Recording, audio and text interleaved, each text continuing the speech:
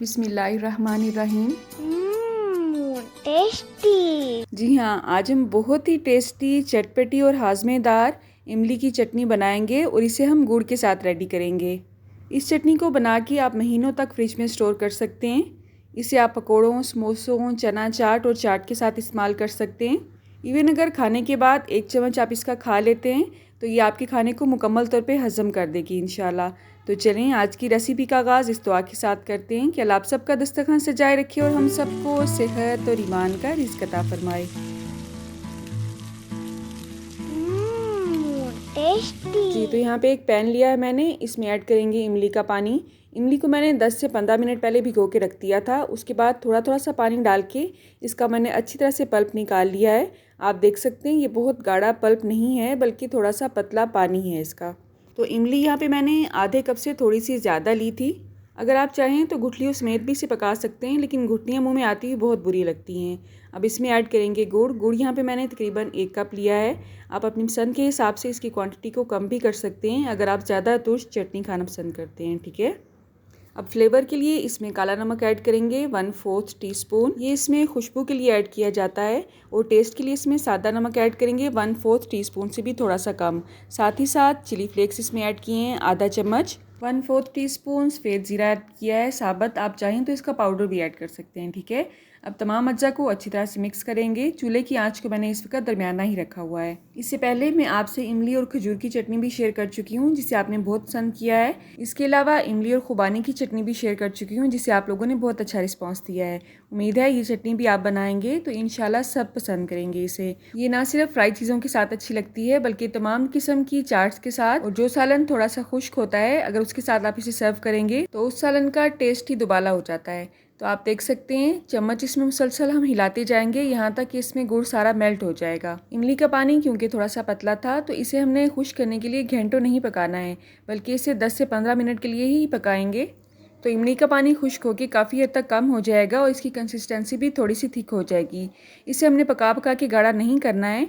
हाँ, अगर आपने इसे लंबे अरसे के लिए स्टोर करना है और इसमें कोई भी प्रिजर्वेटिव भी नहीं ऐड करना है तो आपने इसे बहुत ज़्यादा पकाना है यहाँ तक कि इतना थिक हो जाए जितना आप इसे थिक रखना चाहते हैं। ठंडा होने के बाद भी ये थोड़ी सी थिक होती है, तो जब ये गर्म होगी तो आपने इसे थोड़ी सी रनिंग कंडीशन में रखना है।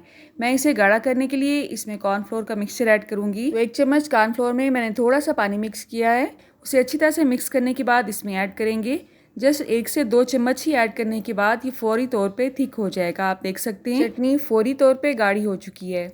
आप देख सकते हैं सारा मिक्सचर मैंने इसमें ऐड नहीं किया है। जस्ट 1 से 2 चम्मच ऐड करने के बाद ही ये परफेक्ट कंसिस्टेंसी में आ गई है चटनी हमारी। कॉर्नफ्लोर को इसमें पकाने के लिए हम इसमें 1 से 2 उबाल आने देंगे और उसके बाद चूल्हा बंद कर देंगे। अगर तो आपने इसे 1 से 2 माह तक स्टोर करना है तो आप इसमें थोड़ा सा सिट्रिक एसिड या टाटरी भी ऐड कर सकते हैं जिसकी वजह से ये लंबे अरसे तक फ्रिज में बिल्कुल ठीक रहती है। लेकिन अगर आप इसे ऐसे ही रहने देंगे तो 10 से 15 दिन तक ये बिल्कुल ठीक रहती है। बस आपने इसे इस्तेमाल करते हुए थोड़ी सी एहतियातें करनी है। बिल्कुल खुश्क चाट में इसे डालना है और कोई भी जूठा चम्मच ऐड नहीं करना है। इसकी लुक को बेटर करने के लिए और टेस्ट बढ़ाने के लिए इसमें चारों मगज ऐड करेंगे जस्ट आधा चम्मच। आप चाहें तो इसमें सफ़ेद या काले तिल भी ऐड कर सकते हैं।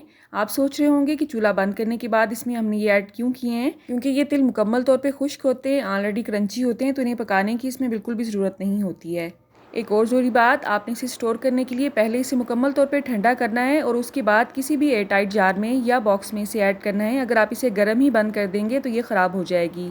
इसे आपने फ्रिज में रखना है, हमेशा ड्राई चम्मच यूज़ करना है। अगर आप इसे 1 माह से 2 माह तक इस्तेमाल करना चाहते हैं तो आपने इसमें टाटरी, 1 चम्मच सिरका या लेमन जूस ऐड कर देना है। इन तीनों में से मैंने कोई भी चीज़ ऐड नहीं की है तो मैं इसे 10 से 12 दिन ही इस्तेमाल करूँगी। 10 से 12 दिन तो ये चलती भी नहीं है आजकल, क्योंकि अल्हम्दुलिल्लाह रमज़ान चल रहा है तो जितनी क्वांटिटी इसकी बनी है ये तकरीबन 3 से 4 दिन में ख़त्म हो जाएगी इंशाल्लाह। आप कहाँ से और किस सिटी से मेरी वीडियोज़ को वॉच कर रहे हैं अगर आप कमेंट बॉक्स में मुझे बताएंगे तो मेरे लिए ये कि नाम से कम नहीं होगा। अल्लाह आप सबका दस्तरखान सजाए रखे और हम सबको सेहत और ईमान का रिज़्क़ अता फरमाए।